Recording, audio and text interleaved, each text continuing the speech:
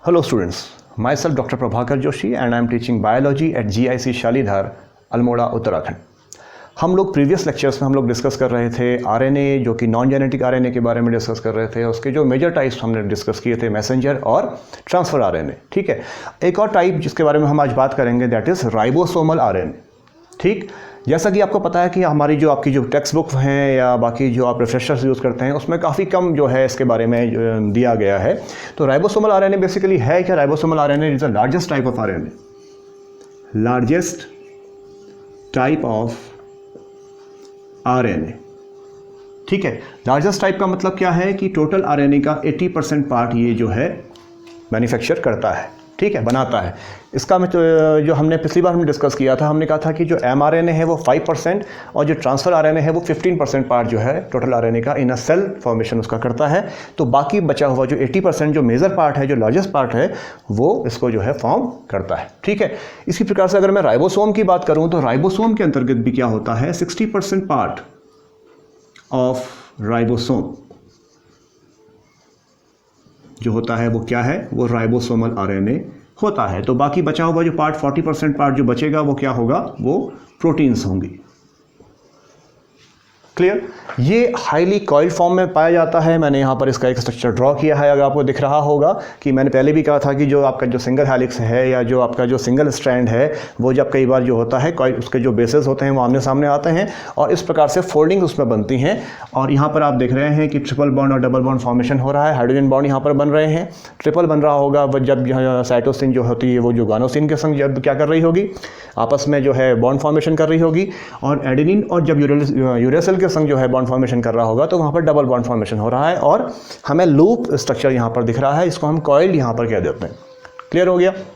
चलिए, इसके अगर मैं किसी और कैरेक्टर्स के बारे में बात करूँ बाकी जो बचे हुए हैं, तो it is a insoluble RNA. Insoluble RNA का मतलब क्या होगा कि ये 1 मोलर सॉल्यूशन ऑफ NaCl में डिसॉल्व नहीं करेगा।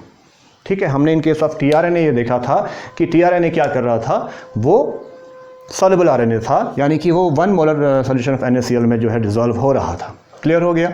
ये जो आरएनए है ये मोस्ट स्टेबल आरएनए भी इसको कह देते हैं। ठीक है, स्टेबल होता है। इसके अलावा अगर मैं एक और कैरेक्टर की बात करूं तो ये जो आरएनए है ये बेसिकली क्या है, ये हैवीएस्ट है। It is the heaviest among all RNase. ठीक है, इसका मतलब यह है कि इसका जो मॉलिक्यूलर वेट होगा वो बाकी आरएनए की तुलना में जो है काफ़ी ज़्यादा होगा। क्लियर हो गया?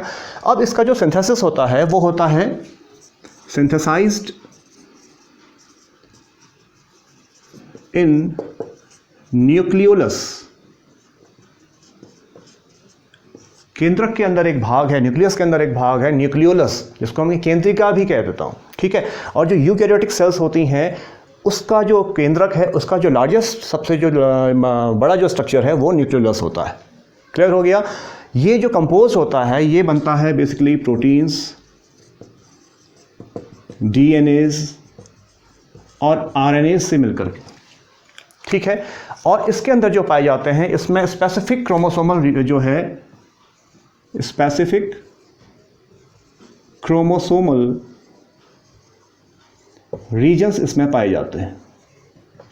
ठीक है, अभी जो स्पेसिफिक क्रोमोसोमल रीजन्स हैं बेसिकली इनको एक और नाम से हम जानते हैं मॉलिक्यूलर बायोलॉजी में, इसको कहते हैं NOR या न्यूक्लियोलर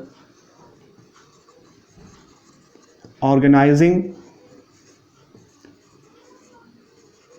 रीजन्स। ठीक है, इसका जो सिग्निफिकेंस है इस न्यूक्लियोलस का, क्योंकि यहाँ पर फॉर्मेशन हो रहा है राइबोसोमल आरएनए, लेकिन इसके अलावा भी जो है जब हम कैंसर ट्रीटमेंट की बात करते हैं और कीमोथेरेपी की बात कर देते हैं तो जिस ऑर्गन को कंसिडर किया जाता है दैट इज न्यूक्लियोलस।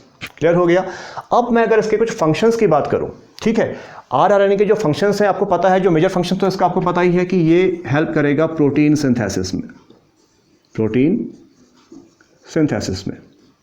इसके अलावा ये ट्रांसफर आरएनए को लार्जर सरफेस एरिया प्रोवाइड कर देता है।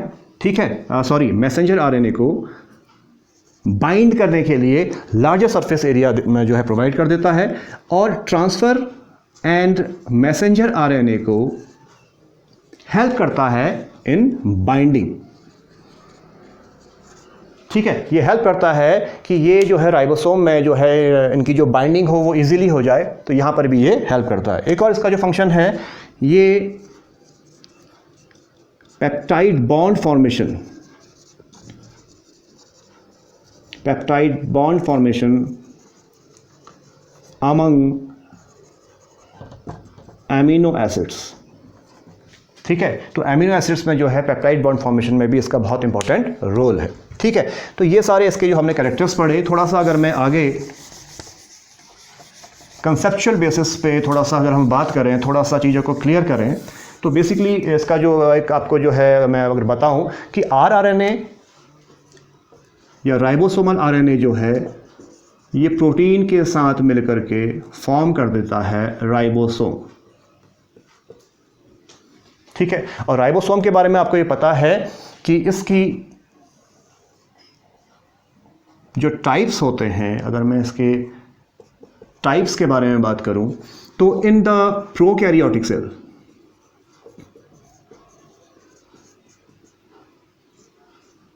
प्रोकैरियोटिक सेल्स और यूकैरियोटिक सेल,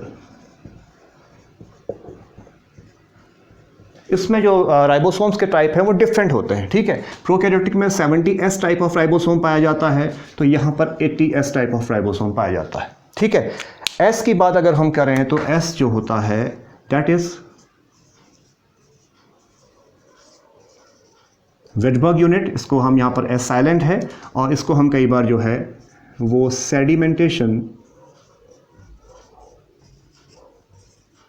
कोएफिशिएंट भी कह देते हैं। क्लियर। अब ये जो 70S जो आपका जो प्रोकैरियोटिक जो आपका जो सेल में जो राइबोसोम पाया जाता है बेसिकली, तो ये जो है ये भी बाद में जाकर के दो सब यूनिट में डिवाइड होता है। एक को हम कह देते हैं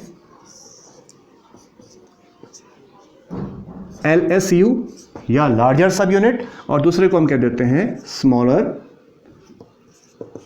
सब यूनिट। इसी प्रकार से जो यूकैरियोटिक सेल में जो राइबोसोम पाया जा रहा था वो भी लार्जर सब यूनिट और स्मॉलर सब यूनिट में डिवाइड हो जाता है। ठीक है, इसका जो लार्जर सब यूनिट है इसमें दो प्रकार के राइबोसोमल आरएनए पाए जाते हैं। पहले को हम कह देते हैं 5S राइबोसोमल आरएनए और दूसरा होता है 23S। ठीक है, तो प्रोकैरियोटिक सेल में जो 70S टाइप ऑफ राइबोसोम पाया जाता है उसमें जो लार्जर सब यूनिट है उसमें दो प्रकार के राइबोसोमल आरएनए पाए जाते हैं, 5S एंड 23S। और स्मॉलर जो सब यूनिट है उसमें 16S type of ribosomal RNA पाया जाता है। इसी प्रकार से यूकैरियोटिक सेल में जो 80S टाइप ऑफ राइबोसोम पाया जाता है उसमें तीन प्रकार के जो हैं लार्जर सब यूनिट्स पाई जाती हैं राइबोसोमल आरएनए की, and those are 5S ribosomal RNA. ठीक है, second one is 5.8S ribosomal RNA और 28S राइबोसोमल आरएनए। ठीक है, और यहाँ पर केवल जो है आपकी जो स्मॉलर सब यूनिट है उसमें केवल जो है 18S टाइप ऑफ आरएनए पाया जाता है। ठीक है, अब ये जो लार्जर और स्मॉलर का मतलब ये है यहाँ पर कि अगर मैं राइबोसोम्स का यहाँ पर एक रफ स्ट्रक्चर बनाऊँ यहाँ पर, तो इस प्रकार से इसमें दो यूनिट्स होती हैं, आपको पता है, लार्जर और स्मॉलर। तो यहाँ पर जो है ये लार्जर सब यूनिट्स जो हैं आरएनए की ये यहाँ बाइंड करेंगी, इसी प्रकार से इसकी भी यहाँ पे करेंगी। अगर ये जो है राइबोसोम जो है प्रोकैरियोटिक सेल का है तो हम इसकी बात कर रहे हैं, और यूकैरियोटिक सेल में होने पर भी हम ये सारी की सारी जो है ये लार्जर सब यूनिट पे जो है पाई जाएंगी। क्लियर हो गया। इसी प्रकार से हम कहते हैं कि यहाँ पर हमने बात करी थी एक बार कि यहाँ पर जो है मैसेंजर आरएनए जो है, अगर मैं इसको 5 और 3 प्राइम एंड से दिखाऊं तो यहाँ पर ये बाइंड करता है।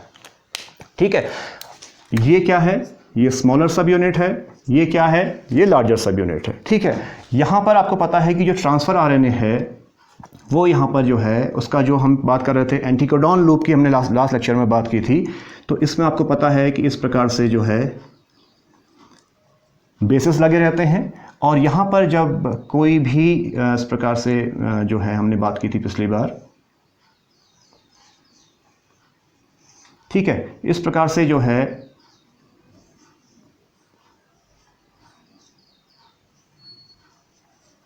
ये क्या है, these are the transfer RNA. तो टीआरएनए जब यहाँ पर बाइंड करेंगे बेसिकली, तो यहाँ पर जो है क्या करेगा, यहाँ पर पेप्टाइड बॉन्ड फॉर्मेशन होता है, पेप्टाइड बॉन्ड फॉर्मेशन यहाँ पर बनते हैं, यहाँ पे ये बॉन्ड्स बनते हैं। और अगर मैं इसको दो हाफ्स में डिवाइड करूँ, जो लार्जर सब यूनिट है किसी राइबोसोम की, तो ये जो इसके जो दो मेजर पार्ट हैं, इसको हम कह देते हैं पी साइट, इसको हम कह देंगे पी साइट, ठीक है। पी साइट मीन्स क्या है, it is also known as the polypeptide site, ठीक है। और जो दूसरी साइट है इधर वाली, इसको हम कई बार इसको जो नाम से जानते हैं, जिस नाम से जानते हैं, इसको हम कह देते हैं ए साइट, क्योंकि यहां पर जो है अमीनो एसिड